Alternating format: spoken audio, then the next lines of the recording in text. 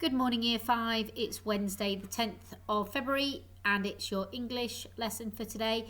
And today we're going to be looking at using language for a purpose. You will need a pen and pencil and a piece of paper. Obviously, first of all, we'll start off with our handwriting. We're going to be looking at the letter L. So try if you can, unlike the video here, to do more of an approach stroke, to go leading up to your L and then up to the next letter like you would normally. You've got words at the bottom like, you've got likeness, you've got likely. So you can do a row of those if you wish. Now the main reason why we're doing the handwriting is to ensure that our presentation remains constant all the time. If you have beautiful presentation, you do not need to do this if you don't want to. Okay. Right, let's have a look at our next join.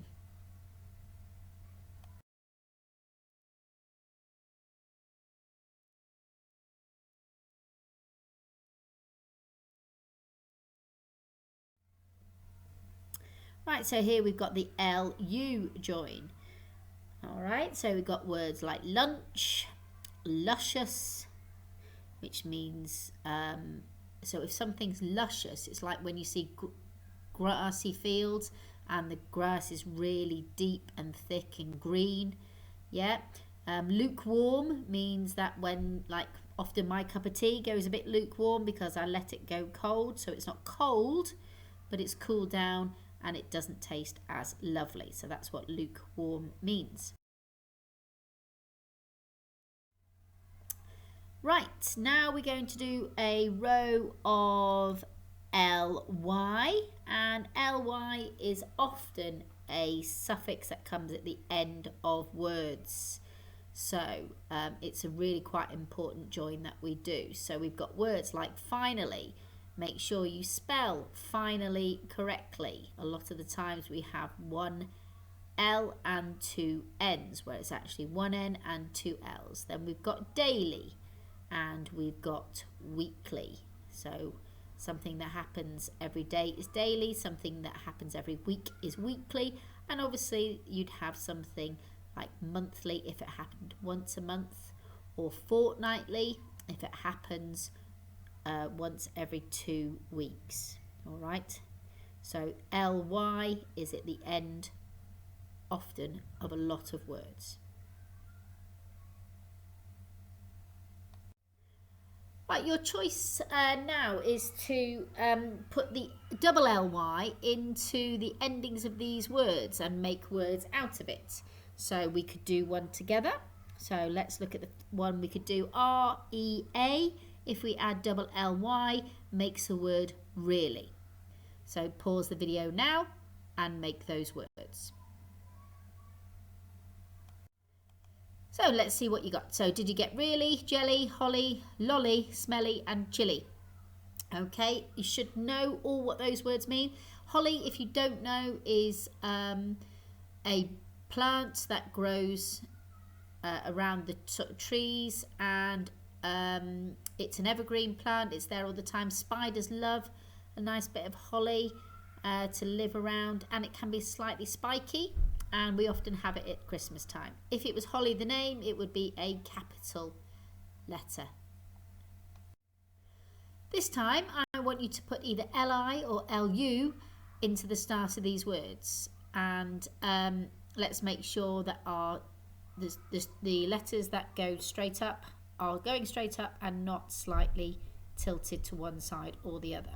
Let's do one together first. So we've got, it's either lullaby or lullaby. So which one do you think it is? Great if you've said lullaby, and remember what a lullaby is. It's often little songs that are sung to children to help them go to sleep. All right. So pause the video now while you do that.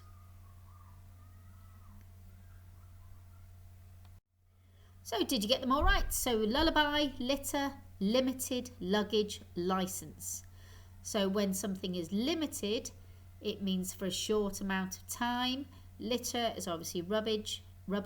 Luggage is like a suitcase that you carry around. Or a license means sometimes you need to have a permit to do something. So you have a license to do something. So it means that you have the correct documentation to do that, like a driving license. It allows you to drive. Right, we're going to be looking at our SPAG part of the lesson. So we're going to be today looking at coordinating conjunctions. So what is a coordinating conjunction? Have a think about that. Think to yourself, coordinating conjunction. What does conjunction mean? Junction, it's where two things cross. So it could be like an add sign. Absolutely. If you write a coordinating conjunctions are words that join two main clauses together. I'm sure we all remember the Fanboys acronym, but can we remember what those letters stand for? Have a think about that. See if you can remember what the Fanboy stands for. So the for, and, nor, but, or, yet, and so. These are all coordinating conjunctions, and when you put those in between two main clauses, then they make the two main clauses, it joins them together, and then they become just one clause. So for example, we bought some flour and we bought some cheese. So the we bought some flour makes sense on its own. We bought some cheese makes sense on its own.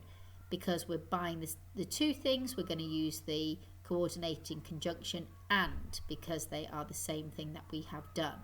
So therefore, the and joins the two main clauses together. What I want you now to do is write these sentences out, adding a coordinating conjunction from the word bank. So here's our word bank. We've got for, but, so, or, and. Let's do one together.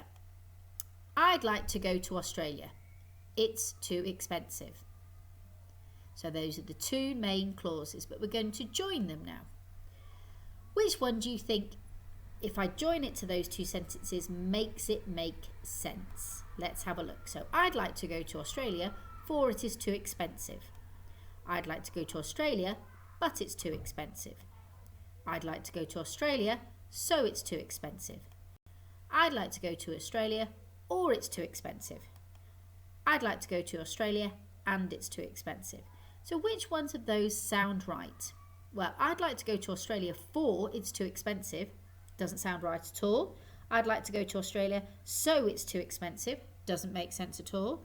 I'd like to go to Australia, or it's too expensive. Doesn't make sense at all. So your choice is between but and. So the person is saying they'd like to go there. It's too expensive. If something's too expensive, that often stops us from doing something. So the but would be the right coordinating conjunction there. So I like to go to Australia, but it's too expensive.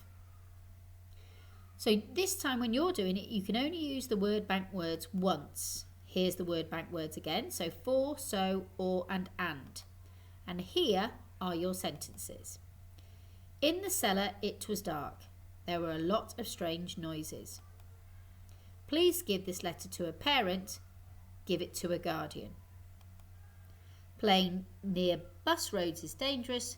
You shouldn't do it. Mabel felt completely relaxed. She was on holiday. So you've got to decide what coordinating conjunction you would put in those sentences so that they still make sense. If we're not too sure what a guardian is someone who looks after you. So please give this letter to a parent. If you weren't necessarily living with your parents, you might be living with your grandparents or your aunt and uncle, and they would be your guardian because they look after you. Okay, pause the video now while you do that. So how did you do? I'd like to go to Australia, but it's too expensive. We did that one together. In the cellar, it was dark and there were lots of strange noises. Please give this letter to a parent or give it to a guardian. Playing nearby roads is dangerous, so you shouldn't do it. Mabel felt completely relaxed, for she was on holiday. Now, we often don't use the conjunction for. It's a bit more of an oldie worldy way of speaking, but it is there as a coordinating conjunction. What I want you now to do is write each of these sentence pairs out and join them using either but, and, or so. So I would like a drink, I would like some food. Fran's remark was hurtful, it was also true. My teacher told me off, I stopped talking. So you're either going to put but, and, or so in that so that it makes sense. Pause the video now while you do that. So how did you get on? Let's have a look. Brilliant if you said I would like a drink and would like some food. If you said Fran's remark was hurtful, but it was also true. My teacher told me off, so I stopped talking. All right, brilliant if you got those correct with the correct coordinating conjunctions. Right, we're now going to go back to our text, and today we're going to be looking at adjectives in a sentence of 3. So it's a type of sentence that we're going to try to incorporate into our writing. So we're going to look at this text and we're going to see if we can spot a sentence that has adjectives in a sentence of 3 in it. So let's do one together. So are you a buzzing wizard? Are you a budding wizard full of spells and magic? Do you long to be the finest wizard in all the land? If so, come along to our School of Wizardry and learn to be a master wizard. Don't miss out on this once-in-a-lifetime opportunity. So looking at that first paragraph, is there a sentence that has 3 adjectives in it? So we've got a budding wizard. That's only got 1. Finest wizard. That's 1. And once in a lifetime, that's 1. So that paragraph doesn't have 3 adjectives together. Let's look at the next paragraph. The School of Wizardry offers remarkable education for wizards of all calibers. Learn new skills from highly qualified professors of wizardry and enjoy our stunning curriculum, which boasts a multitude of outstanding classes. The choice of lessons here is unrivaled and includes preparing magic spells and inventing potions, broomstick manoeuvres, expert flying skills, specialist invisibility and advanced disguise, perfection in wand handling skills. Okay, so let's look at that again. Let's look at that paragraph again together. And we're looking for 3 adjectives in one sentence. So the School of Wizardry offers remarkable education for wizards of all calibers. Right, there's my full stop. So I've got to look in there. Can I see adjectives? Well, I've got remarkable education. So no, I've only got 1 in there. Now let's look at the next one. So learn new skills from highly qualified professors of wizardry and enjoy our stunning curriculum, which boasts a multitude of outstanding classes. Right, there's my full stop. So now I'm going to look at that again and count how many adjectives I've got in there. So learning new skills from highly qualified professors. So that's highly qualified professors, and enjoy our stunning curriculum. So that's 2, stunning curriculum, which boasts a multitude of outstanding classes. So again, I've got multitude of outstanding classes. So in that sentence between learn, new skills, and the choice of lessons, I have 3 adjectives in there. So let's just make sure you're aware of which ones we've got. So we've got highly qualified, stunning curriculum, and boasts a multitude of outstanding classes. So there we could say we have a sentence which has boastful adjectives in a sentence of 3. So the School of Wizardry offers remarkable education for wizards of all calibers. Learn new skills from the highly qualified professors of wizardry and enjoy our stunning curriculum, which boasts a multitude of. Okay, so there is our sentence of 3 that we have identified. Now I want you guys to look at this next part and see if you can see where there is another sentence of 3 adjectives. So I'll read it with you. Our exceptional school is renowned around the globe and places are highly sought after. Study here and we will guarantee you'll pass every wizard exam with flying colours. It is certain you'll be the envy of all your wizard friends. Study with the best. We have been rated super terrific in a recent inspection by the WSB, Wizard School Board, and you won't find tutelage like this anywhere else in the universe. We have up-to-the-minute equipment, beautifully decorated classrooms, and the most divine freshly cooked school dinners. What are you waiting for? Apply now. Come join us. Leave other wizards far behind and win in the world of wizards. So did you manage to spot it?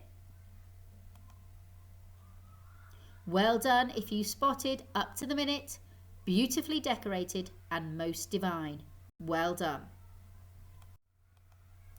Right, we're going to be thinking about Alma Park again, and I want you to write a boasting paragraph about it. Make sure you include a boasting adjective in 3 sentences, or you could maybe put more than one of those sentence types in your writing.